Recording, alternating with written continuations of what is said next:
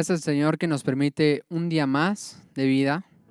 Gracias porque nos permite despertar, porque nos permite conocerlo a través de su palabra. Y el día de hoy vamos a escuchar la palabra del Señor predicada. Vamos a cantar de su gloria, de su majestad, de su hermosura. Así que vamos a orar juntos para empezar este servicio. Y te pido me acompañes y cierres tus ojos. Señor, te pedimos que toda incredulidad, amargura o endurecimiento que pueda haber en nuestros corazones, lo quites, Señor, que nos lleves a la cruz, que no haya nada que estorbe, ningún peso ni pecado, para poder cantarte juntos, para poder venir a tu palabra con el deseo de escucharla. Señor, por favor, te pedimos que tú corrijas nuestros caminos, Señor, que nos guíes a arrepentimiento, Señor. Te pedimos bendigas al pastor el día de hoy, que le des gracias, Señor, que tu Espíritu obre poderosamente el día de hoy en toda tu iglesia, mientras tu palabra es predicada, Señor, mientras tú eres exaltado a través de lo que tú dices en tu Escritura. Oramos a ti juntos como iglesia y sabemos, Señor, que somos escuchados y que tú responderás favorablemente porque tu deseo es bendecir a tu iglesia. En tu nombre oramos. Amén y amén. Hermanos, vamos a alabar a nuestro Dios. Señor, no queremos olvidar nada de lo que has hecho en nuestras vidas, Señor. Te reconocemos como nuestra provisión, como nuestro proveedor,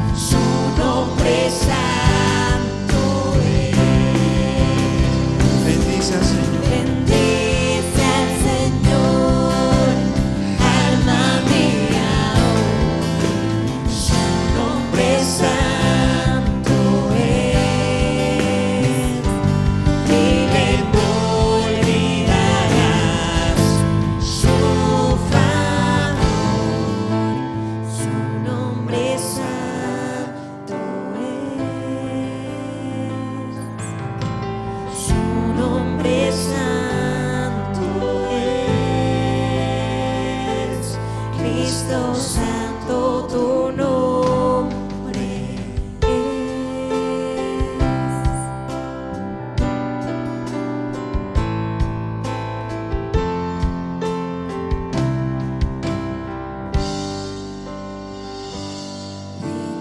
No olvidarás su favor, su nombre santo es, su nombre santo es, Cristo Santo, tu nombre es.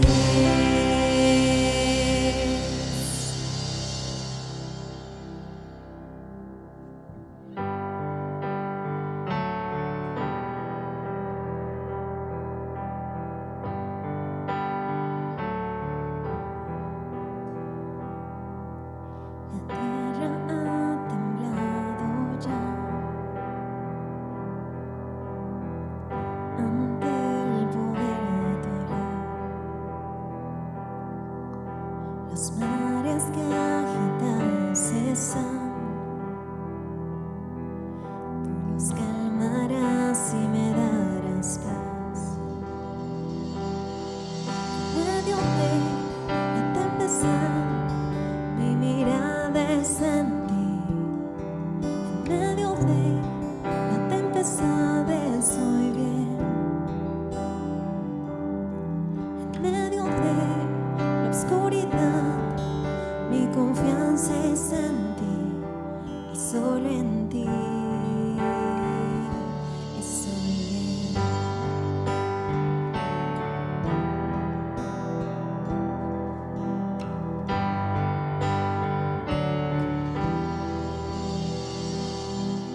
Dios, líbrame de no creer y que no te pueda ver. El monte que delante vi, al fondo del mar echarás por mí. En medio de la tempestad, mi mirada es en ti. En medio de la tempestad estoy bien. En medio de la oscuridad, mi confianza está en ti y solo en ti. Solo en ti. Creeré, mi carga entregaré, viento y mar a ti se rendirán. Creeré, mi carga entregaré, viento y mar a ti se rendirán.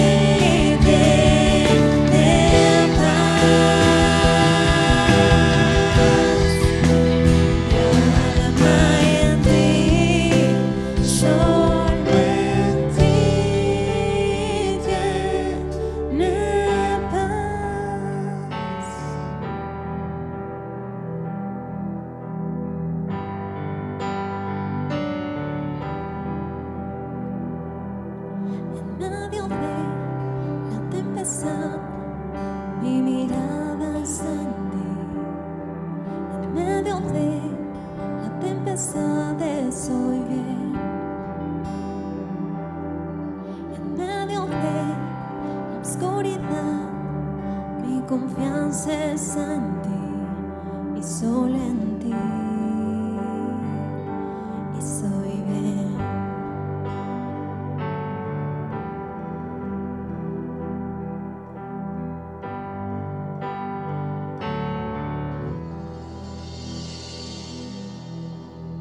Gracias, Señor, porque tu palabra dice: clama a mí y yo te responderé y te enseñaré cosas grandes y ocultas que tú no conoces, Señor. Gracias, Dios, que en esa revelación nos has revelado que tu Hijo Jesucristo vino al mundo para salvar a los pecadores. Gracias, Señor, porque hoy podemos reconocer nuestra salvación y la redención de nuestras almas, Señor, en la cruz de tu Hijo Jesucristo, que se entregó por el pecador. Gracias por amarnos de esa manera. Herido fui, me amaste, sanaste mis heridas, limpio soy.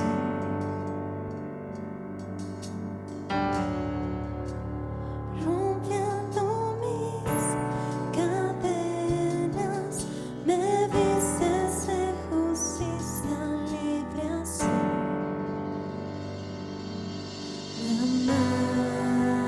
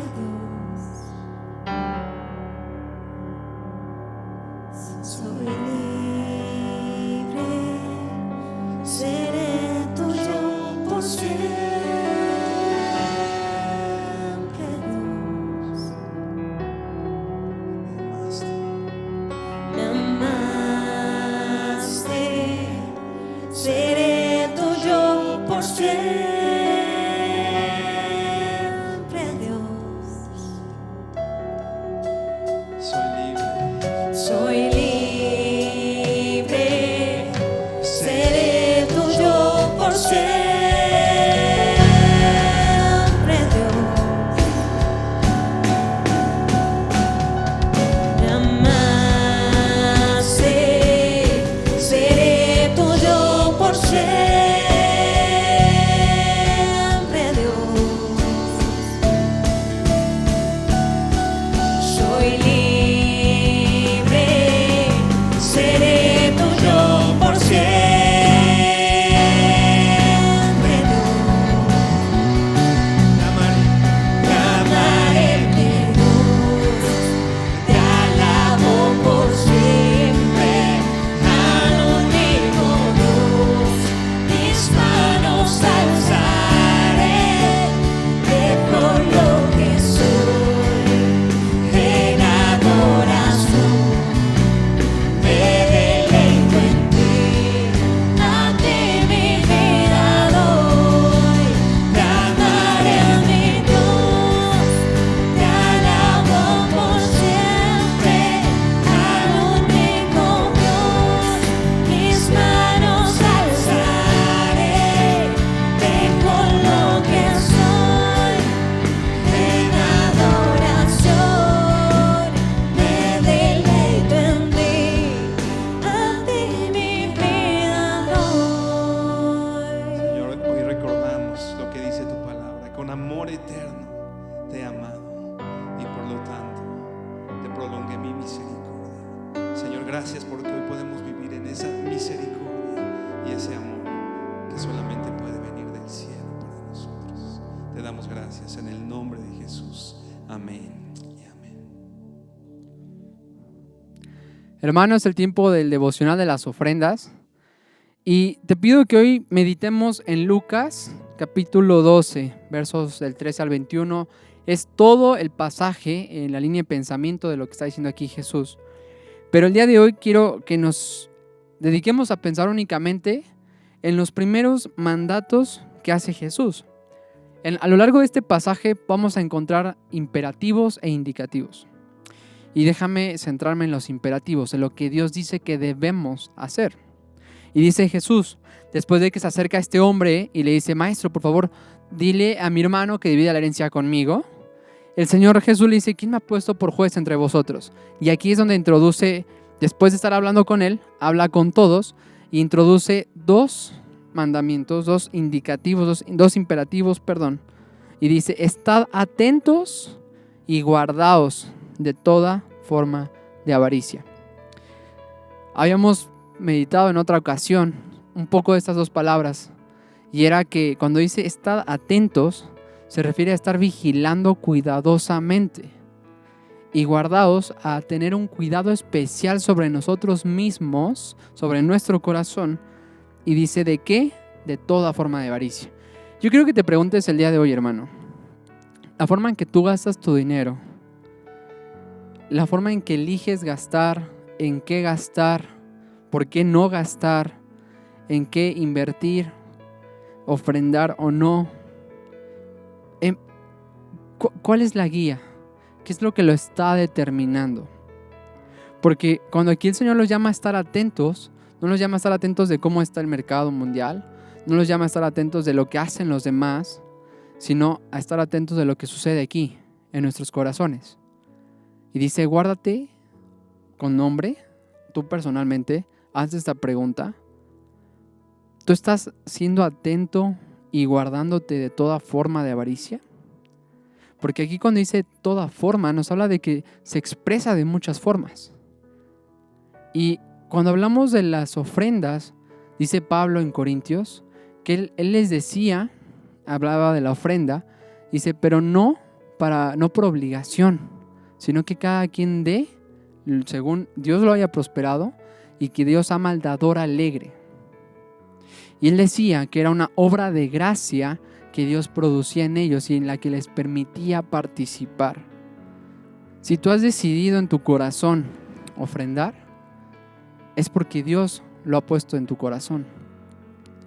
Pero cuando nosotros argumentamos en contra de, decía un pastor, yo no he escuchado a nadie que esté en contra del diezmo, de dar el 10%, que diga, yo estoy en contra de dar el diezmo, voy a dar el 11%, sino todo lo contrario, no quiero dar nada. Pero eso demuestra lo que hay en nuestros corazones. Y de hecho, si sigues leyendo el pasaje que acabamos de citar, Jesús va a decir esto, que la vida no consiste en tus bienes.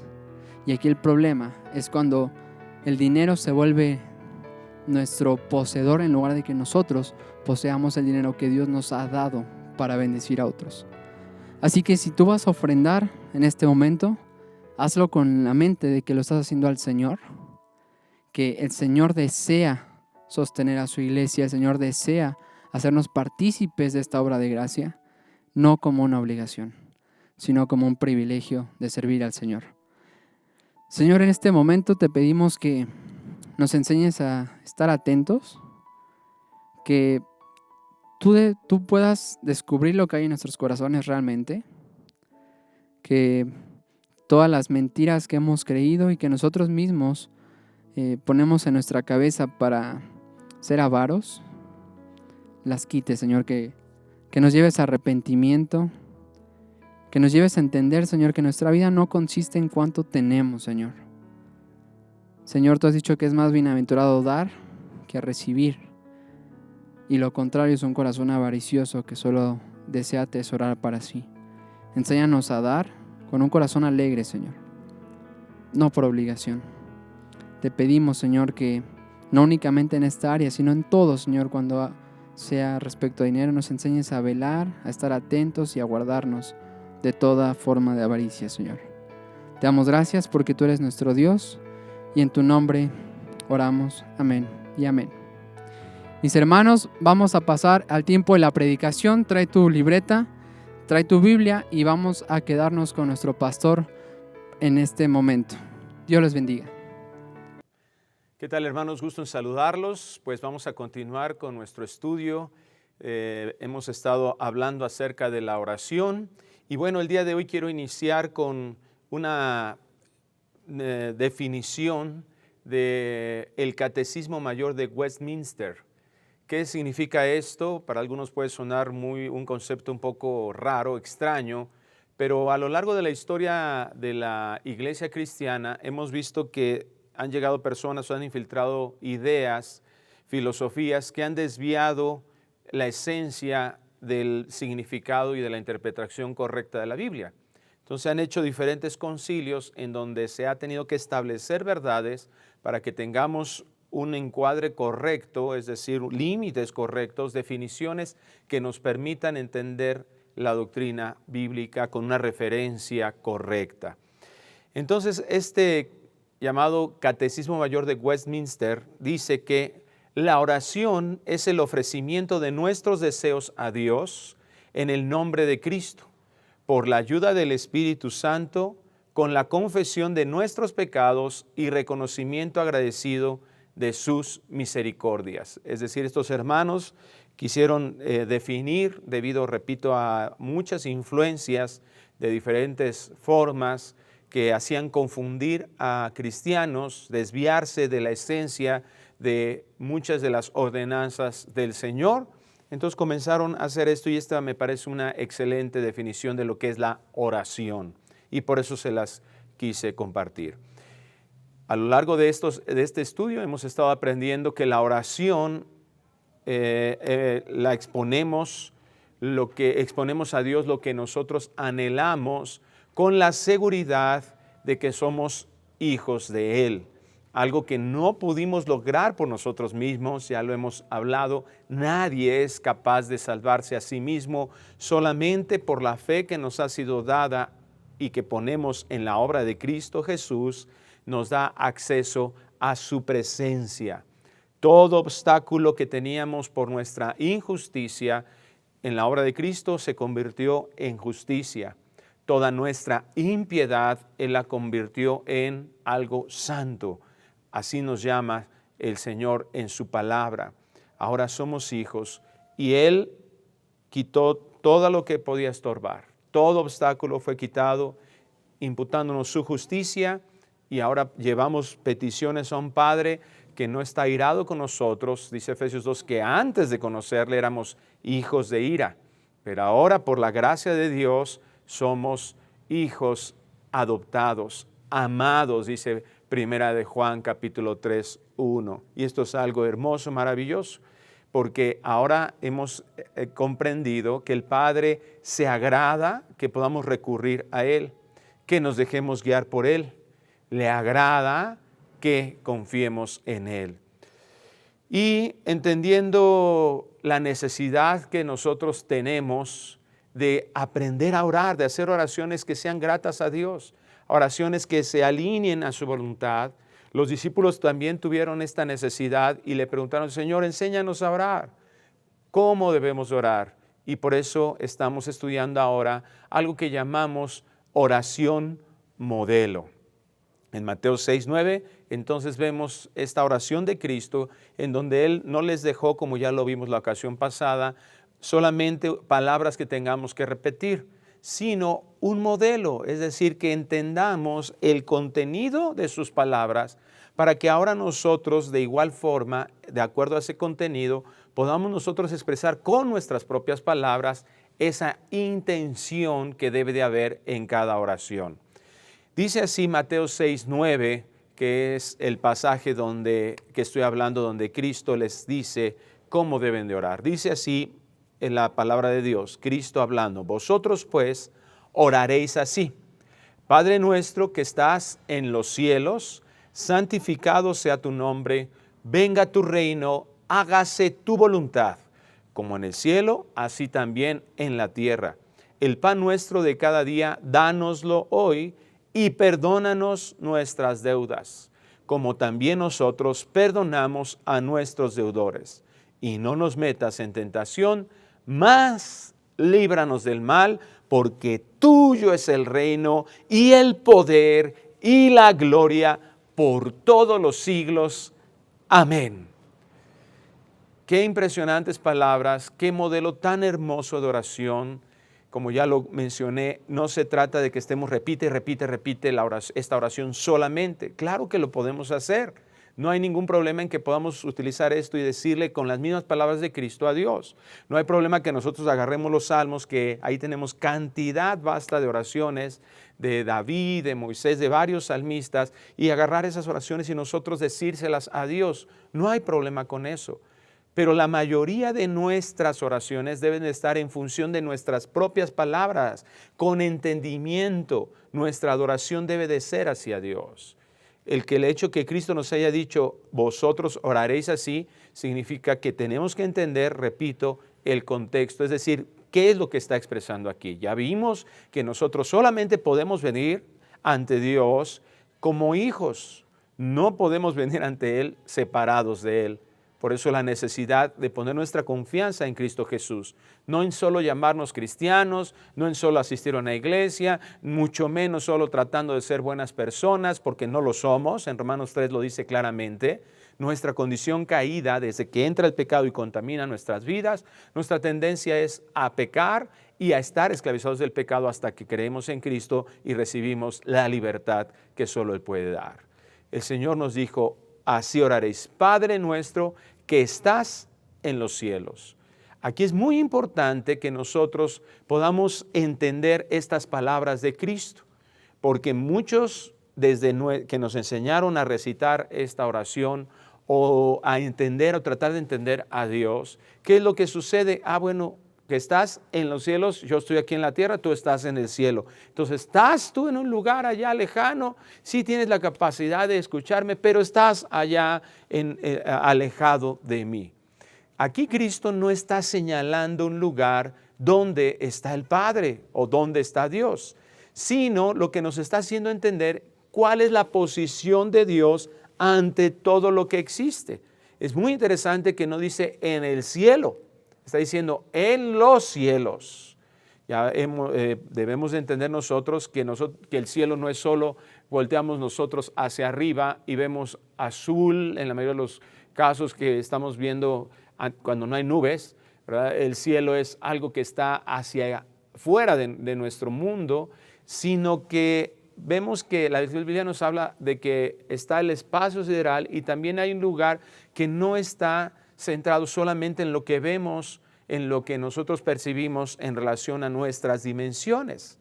Cristo no está señalando un lugar donde está Dios, sino su señorío, que Él es Señor sobre todas las cosas. Cuando nosotros vemos estas palabras de Cristo, tenemos que comprender que tenemos que contextualizar quién es Dios. Dios es eterno, Dios es omnipresente, Dios es omnisciente, Dios es todopoderoso. Su naturaleza es santa y eso significa que además de ser completamente puro, sin nada inicuo, nada pecaminoso, nada que lo esté contaminando, Él es totalmente puro. También la palabra santo significa que es único en su especie, que no hay absolutamente nadie como Él, ni que se le acerque a su propia naturaleza.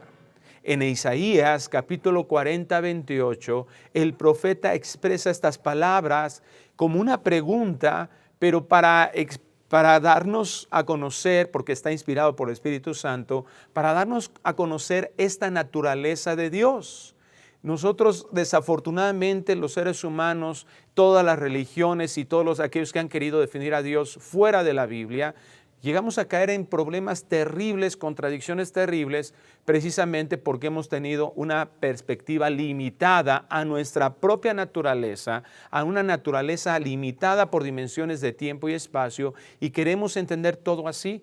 Es por eso que muchos de nosotros, cuando decimos, Padre nuestro que estás en los cielos, inmediatamente nuestra naturaleza terrenal nos hace ver a Dios lejano. Un Dios que está en un lugar, pero que está muy alejado de mí. Y eso es lo que Isaías 40, 28 hace esta pregunta. ¿No has sabido, no has oído que el Dios eterno es Jehová, el cual creó los confines de la tierra? No desfallece, ni se fatiga con cansancio, y su entendimiento no hay quien lo alcance. Entonces, vamos a ver primeramente, para poder comprender cuáles estas palabras de Cristo, tenemos que entender qué significa que Dios es eterno. Vamos a definir que Dios tiene varias características reveladas en la Escritura, es decir, Dios mismo se expone, eso significa revelar, se expone a sí mismo y dicen, esto, ¿verdad? Esto que yo estoy explicándoles es quién soy yo. Estoy definiéndome a mí mismo, estoy enseñándoles quién soy yo. Entonces, por eso le llamamos que la eternidad, junto con otros atributos que tiene Dios, es lo que le caracteriza. Es decir, la eternidad o que Dios es eterno es un atributo divino. Eterno, que se utilizó aquí en Isaías 4, 28, que acabamos de leer, es la palabra olam del hebreo y significa escondido. Esta parte es muy interesante, la definición de olam. Tiempo fuera de la mente. Eterno es algo continuo, perdurable, perpetuamente significa para siempre.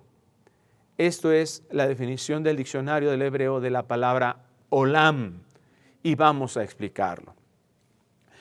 ¿Qué es eterno? Aquí una de las frases que lo definen me interesó mucho y que se las enfaticé es tiempo fuera de la mente. Lo que decía hace un momento, nuestro problema para definir hasta este concepto es que nuestra mente trata de definir todas las cosas y todo lo que nosotros conocemos está bajo dimensiones establecidas que hemos comprendido como el tiempo y el espacio, es decir, el espacio tiene un ancho, un largo, un alto. El tiempo va corriendo todo y cada suceso está definido en eso. Yo lo puedo describir de acuerdo a estas dimensiones. Entonces, el asunto importante es que aquí eterno no es algo que yo puedo definir como he definido todas las cosas en mi mente.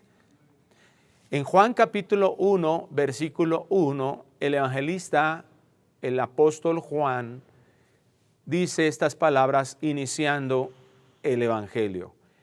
En el principio, ¿Cuándo era este principio?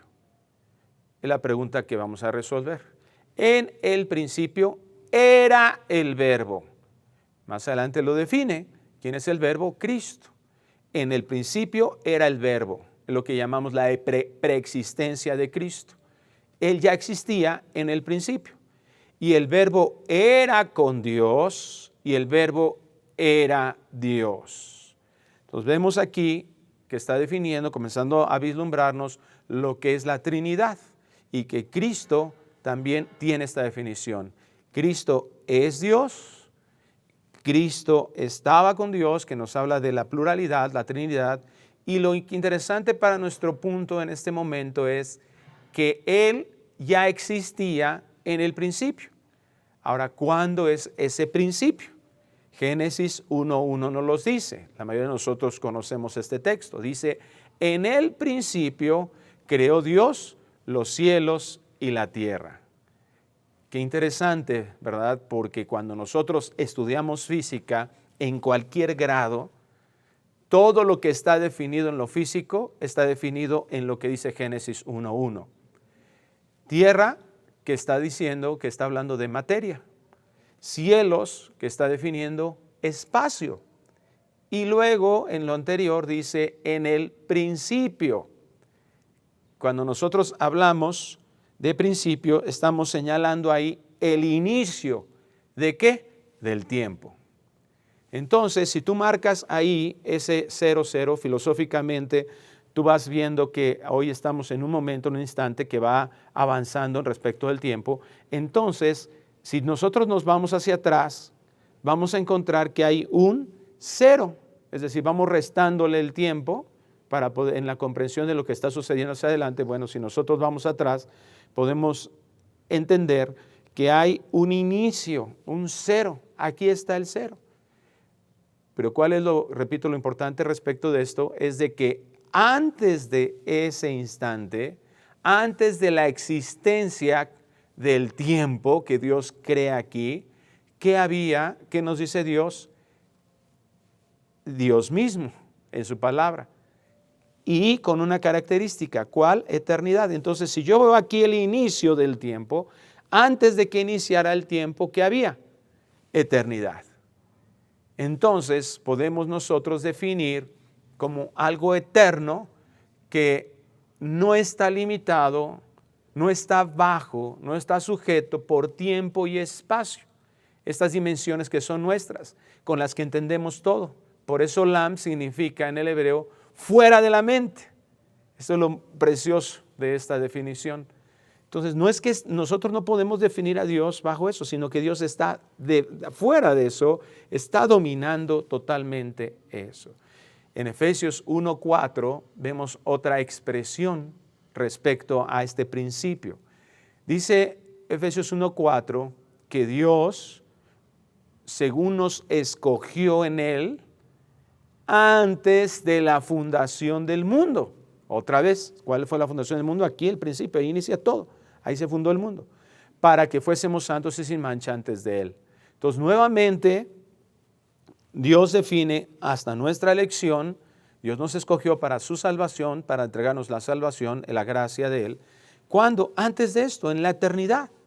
No está en una dimensión de tiempo y espacio. Se manifiesta en tiempo y espacio.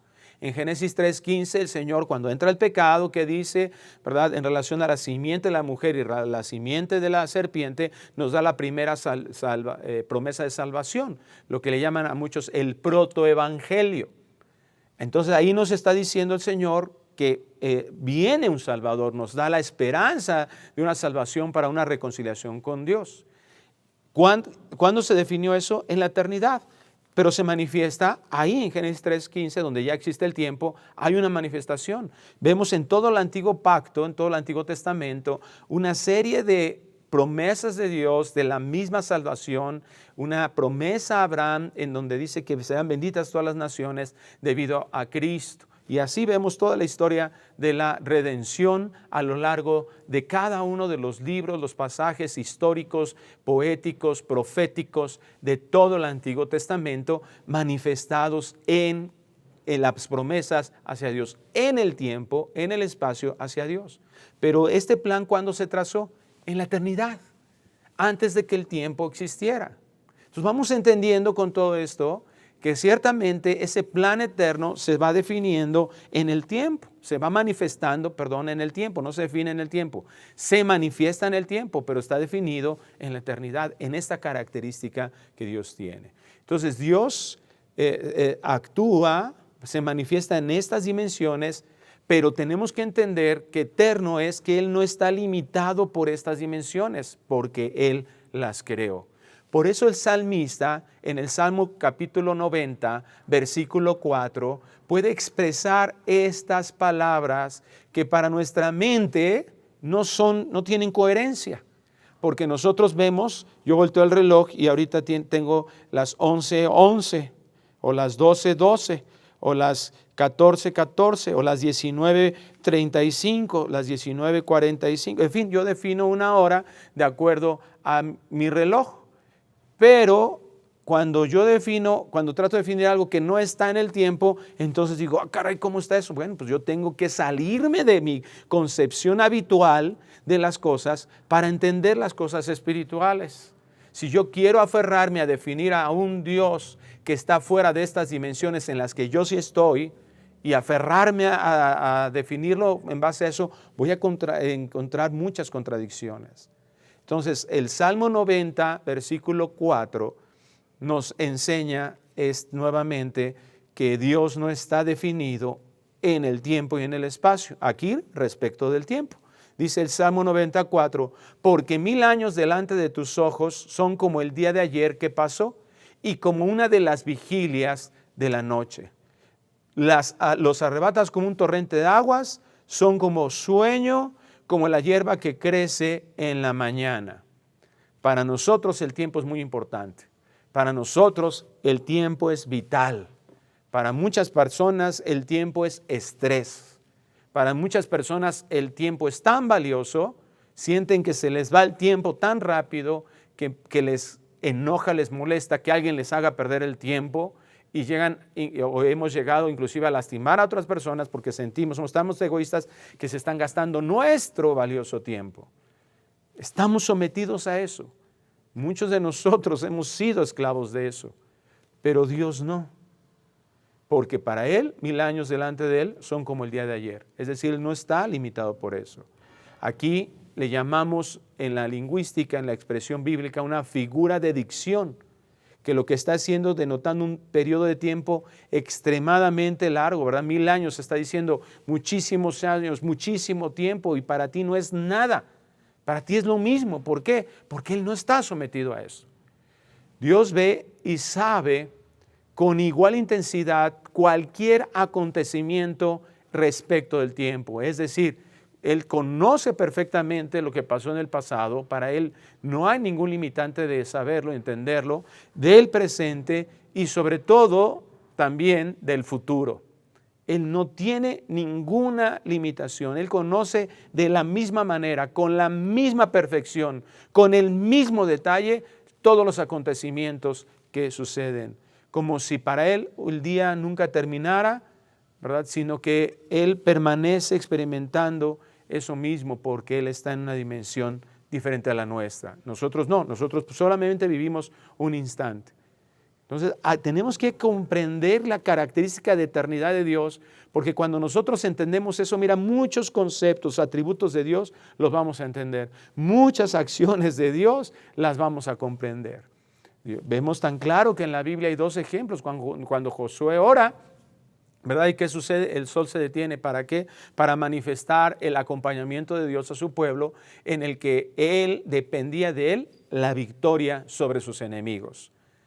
Entonces, Él tiene el control. Él lo puede usar a su antojo, inclusive lo puede manipular a su manera, pero siempre cumpliendo, no caprichosamente, sino cumpliendo su propósito eterno. Entonces, cuando Cristo, ahí en Mateo 6:9 nos dice, vosotros pues oraréis así, Padre nuestro que estás en los cielos, no estamos hablando solamente en el entendimiento de lo que es la eternidad, no solamente de un lugar, porque Dios es eterno. Dios es también ilimitado respecto al espacio. está presente en todo lugar completamente. En Deuteronomio capítulo 10, versículo 14,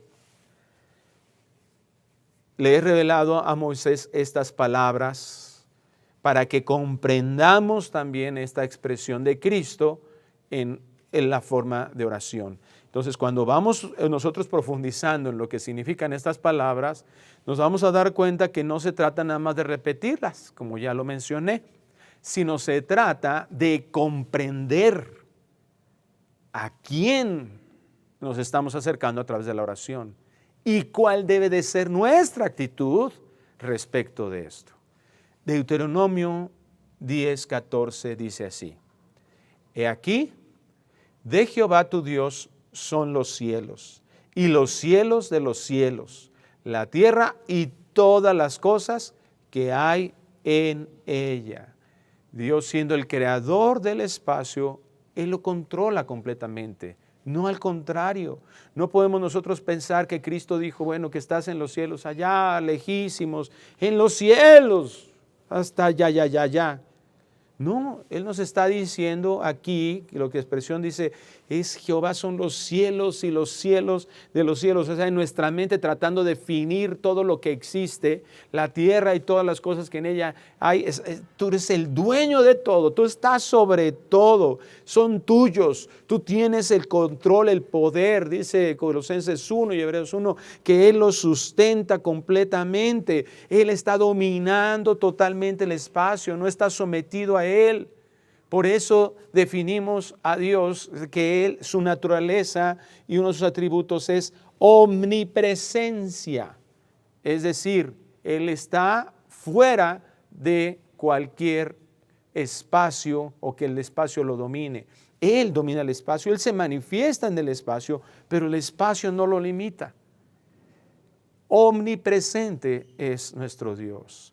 Permítame leerle la definición en el libro de Doctrina Bíblica de Wayne Grudem acerca de la omnipresencia. Dice así: Dios no tiene ni tamaño ni dimensiones espaciales y está presente en todo punto del espacio con todo su ser. Y sin embargo, Dios actúa diferente en diferentes lugares.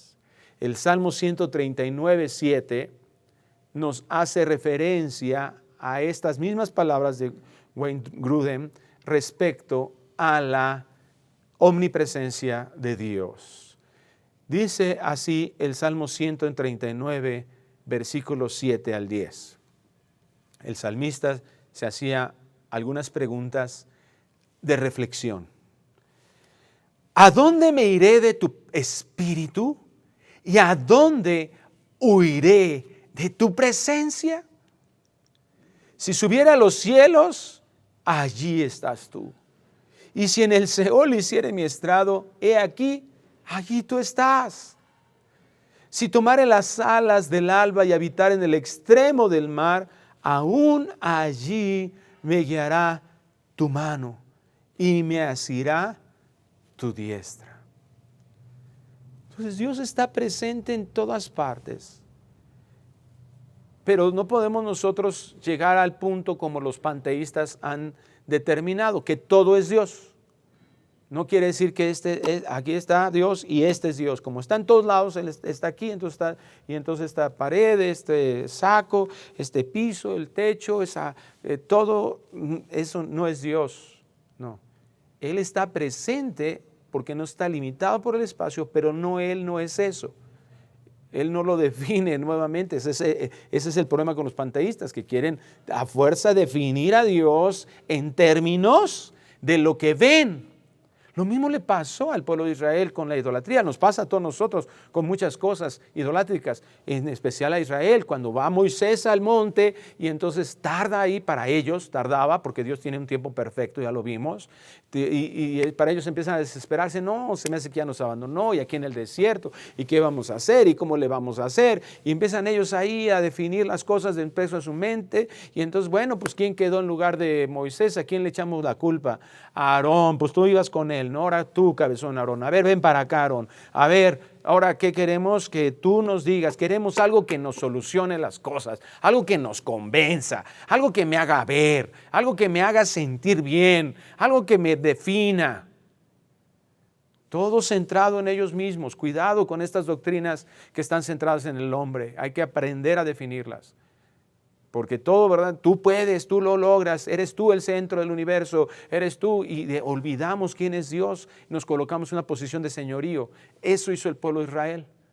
Y entonces, ¿cuál fue su desviación terrible? Fue, haznos un becerro. Bueno, pues dice Aarón, ok, pues con tal de complacerles, yo no quiero tener problemas, mejor, ¿verdad? Nos la llamamos la fiesta en paz, ok, tráiganme sus alhajas y todo, y fundió y le quedó ahí un becerro, yo creo que mal hecho. Pero todos, ahí está Jehová. Fíjate, no le llamaron de otra manera, le llamaron Jehová. Este es Jehová, ahora sí, esto es lo que me satisface, es lo que puedo ver, es lo que puedo sentir, es lo que puedo, ahora sí lo puedo creer. Es un pecado terrible de incredulidad cuando nosotros depositamos la confianza en cualquier otra cosa, cualquier otra cosa que no sea Dios. El Dios que es espíritu, el Dios que es eterno. Entonces ellos querían algo sustancial, ¿verdad? Algo que les viera y no comprender que Dios no está limitado por eso. Él define la manifestación de su poder, de muchos de sus atributos en la manera que Él quiso. Después sí les dice que hagan un tabernáculo, pero el tabernáculo no definía a Dios. El tabernáculo era el lugar donde Él había prometido manifestarse, posteriormente el templo, ahora su iglesia. Primera de Pedro capítulo 2.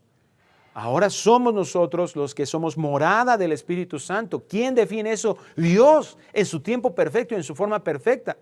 En su forma de este plan de redención en donde va manifestando su justicia de forma perfecta con nosotros y en nosotros, su santidad. Y cuando a Él le plació entonces hacerlo así, así lo hace. Pero no en la manera en la que nosotros creemos que tenemos una necesidad. Tengamos mucho cuidado con eso. ¿A dónde me iré de tu presencia? Él es porque tú estás en todos lados, estás presente.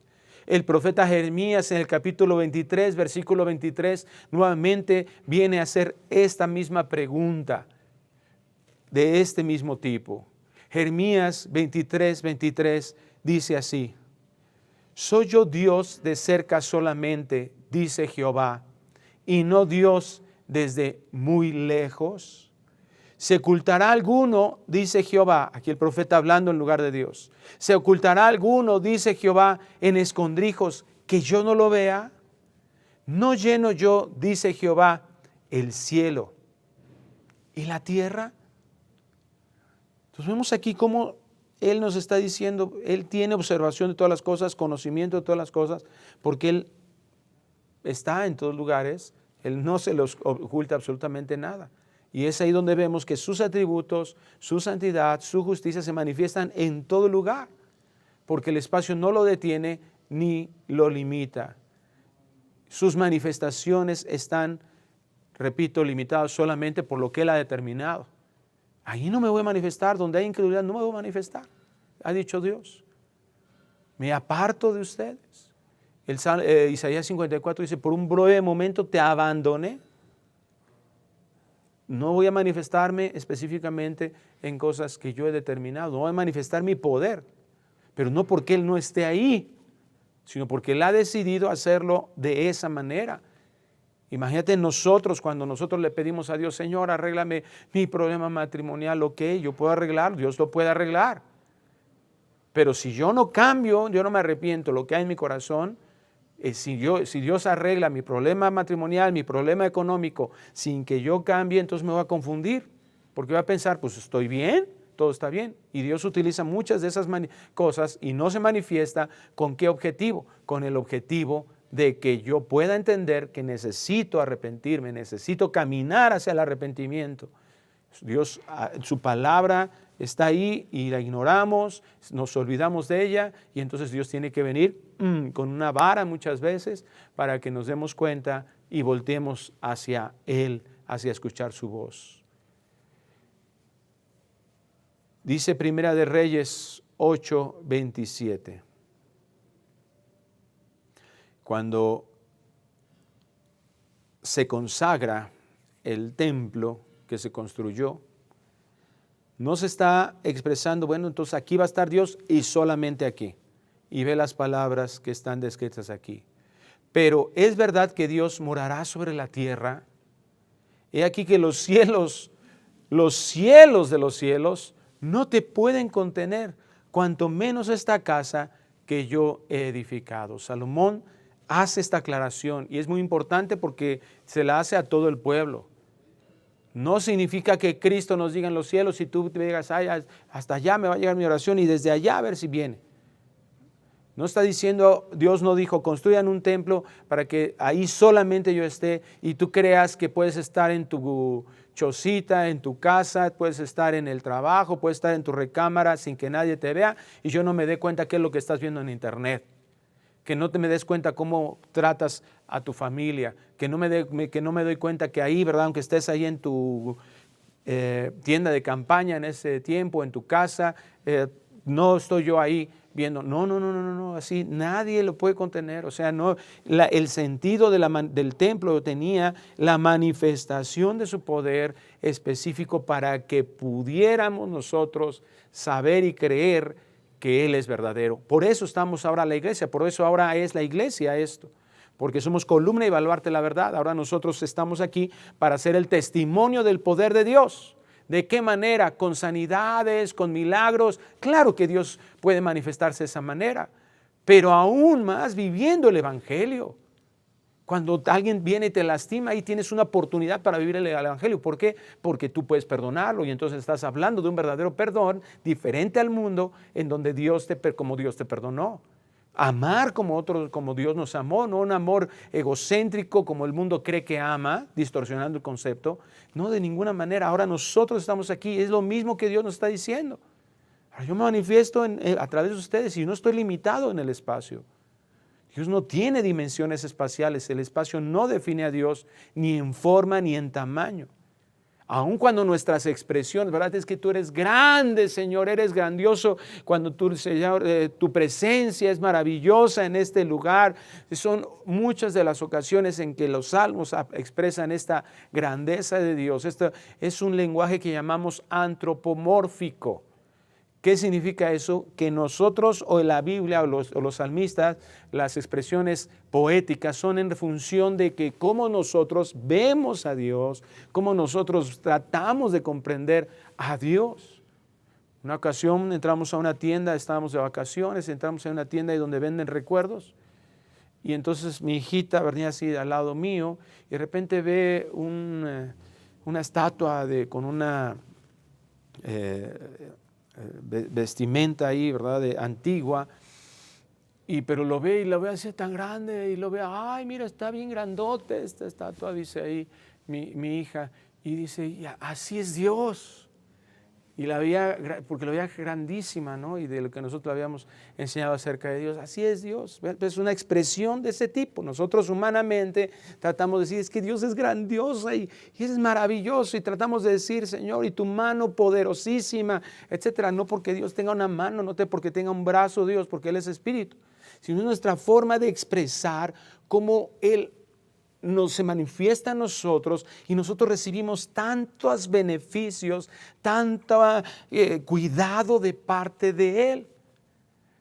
Dice una expresión de los salmos, ¿verdad? Que Él extiende sus alas de amor, así como la gallina, los polluelos. No significa que Dios realmente tenga eso, sino expresa el cariño. No sé cuántos han tenido la experiencia de ver eso, ¿verdad? Como una gallina protege a sus polluelos y que nos da, hasta sientes algo bonito y dices, ay, mira, esa gallina es capaz de dar su vida por sus pollitos.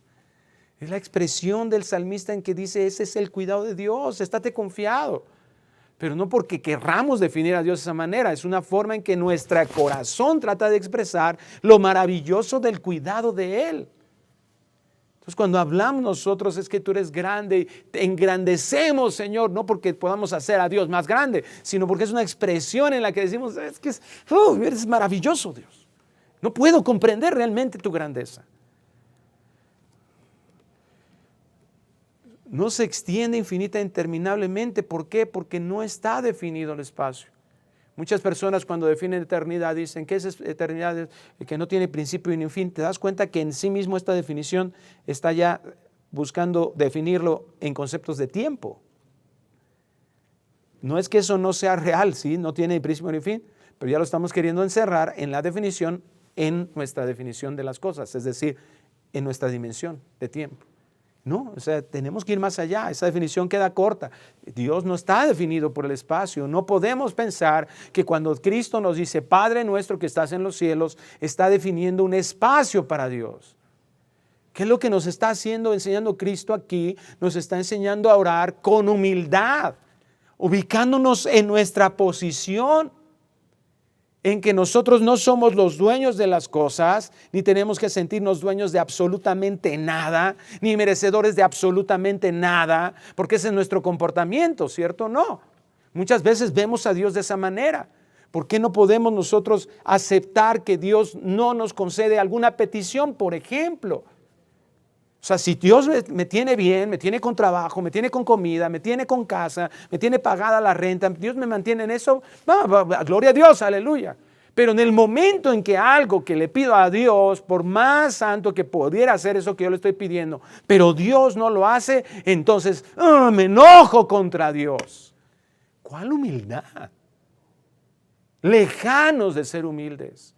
Cuando yo me vuelvo exigente con tratos buenos para mí, cuando yo me enojo porque no me tratan bien a mí, no soy humilde. Enojarnos hasta con Dios. Pero nos enojamos con todo el mundo, ¿verdad? Nos sentimos molestos, nos alejamos de aquellos que sentimos que nos rechazan. Pero es una falta de entendimiento de la gracia. ¿Qué merecemos? ¿Qué merecemos?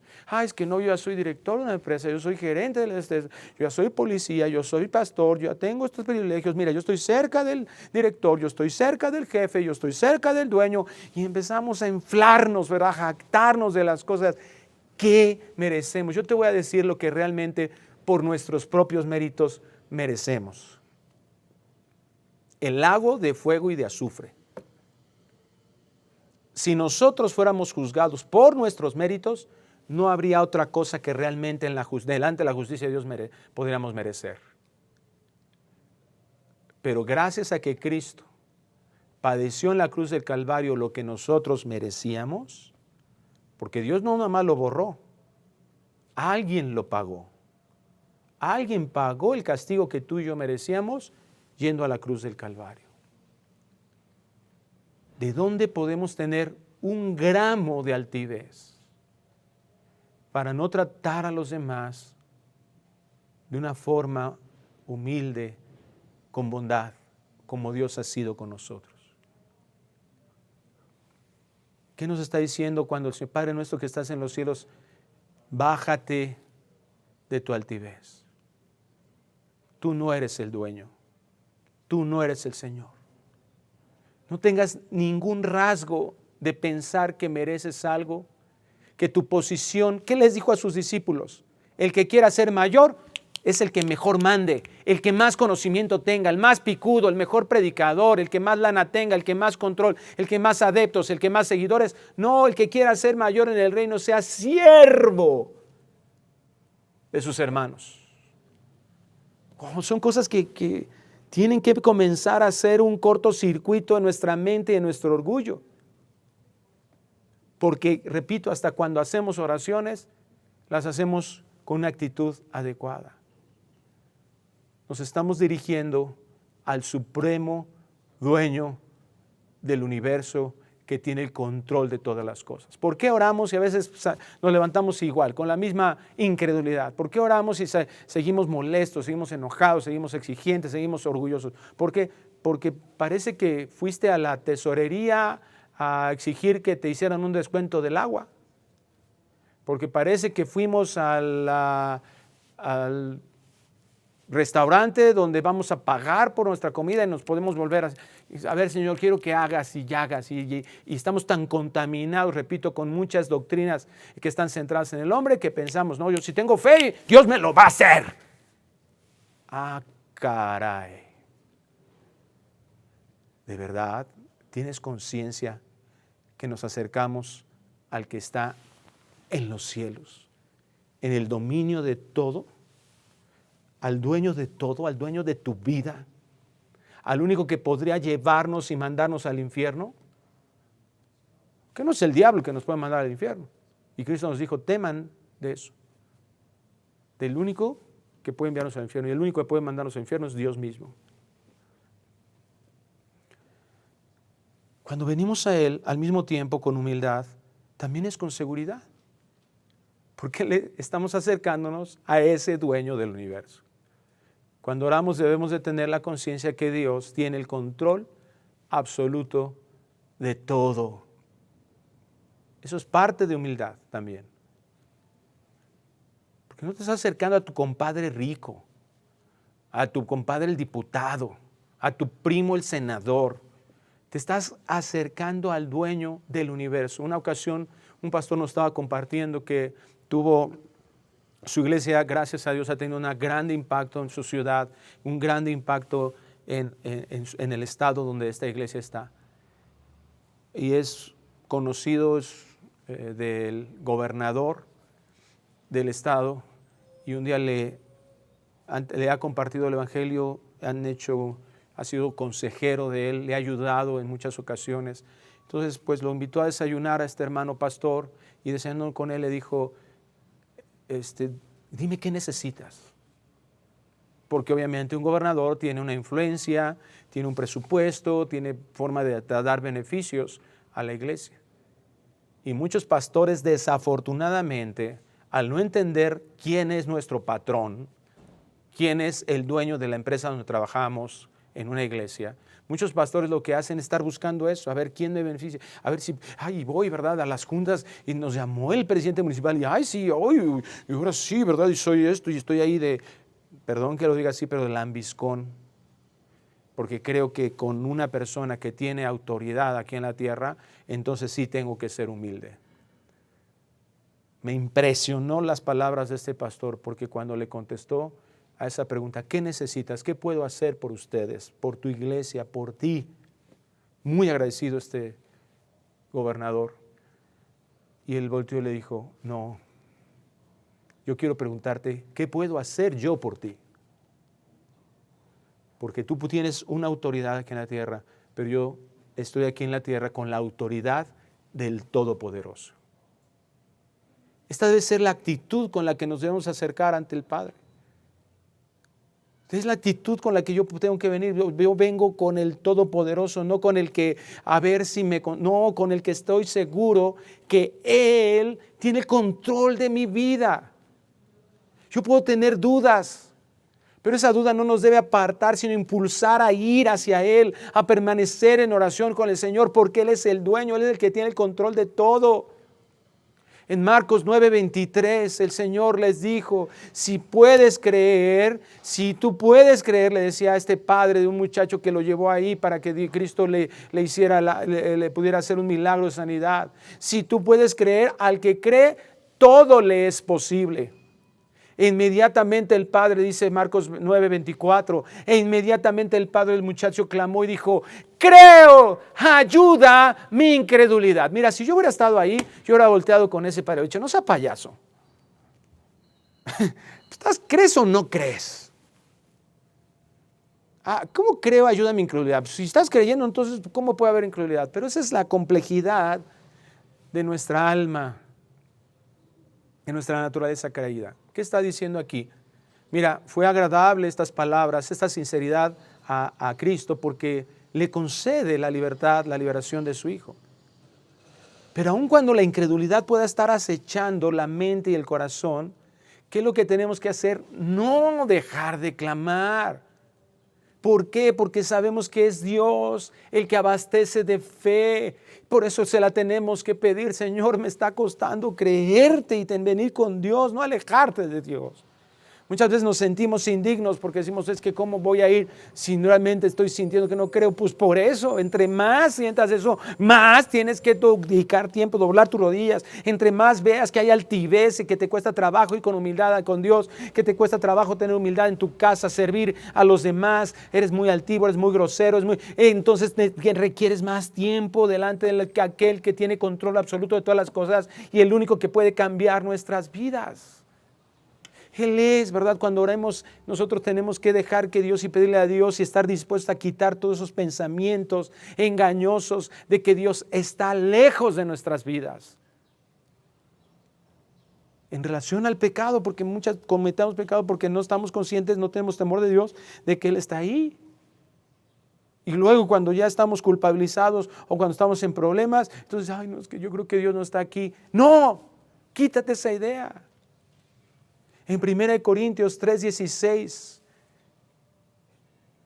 el Señor nos dice, ¿no sabéis que sois templo de Dios y que el Espíritu Santo, Espíritu de Dios mora en vosotros? Si alguno destruyera el templo de Dios, Dios le destruirá a él, porque el templo de Dios, el cual sois vosotros, santo es. Dios mismo vive, reside, habita dentro de sus hijos permanentemente. Padre nuestro que estás en los cielos no significa estás lejos. Padre nuestro está cerca, pero tú tienes el dominio de todas las cosas. Cuando oremos se debe de estar seguro que ese Dios todopoderoso está a favor, está dispuesto a darnos el mayor favor en nuestras vidas. Efesios 3:20 lo dice, y aquel que es poderoso para hacer todas las cosas mucho más abundantemente de lo que pidamos, de lo que pedimos o entendemos, según el poder que actúa en nosotros. Es un Padre amado que da lo mejor para sus hijos. Todo lo que Dios da a sus hijos es bueno, es magnífico, si dio a su Hijo Jesucristo. A veces es no fácil de comprender, pero caminamos a entender su perfecta voluntad. Y quiero terminar leyendo unas palabras de el doctor R.C. Sproul. Mi mañana y tus mañanas están en las manos de Dios. Hacemos nuestras peticiones ante Él y confiamos nuestras mañanas en su soberanía. Estoy encantado de que mi futuro no esté en las manos de las estrellas o los adivinos. Más bien, mi futuro está en las manos de la voluntad del Dios soberano. No podemos, hermanos, apartarnos de la oración. No quedarnos en una petición incrédula y vacía, sino un tiempo que disponga nuestro corazón a un cambio real de nuestra mente, reconociendo su grandeza y su majestad que ha sido revelada de nuestro Dios, de nuestro Padre, y que cuando nosotros entendemos esa grandeza es cuando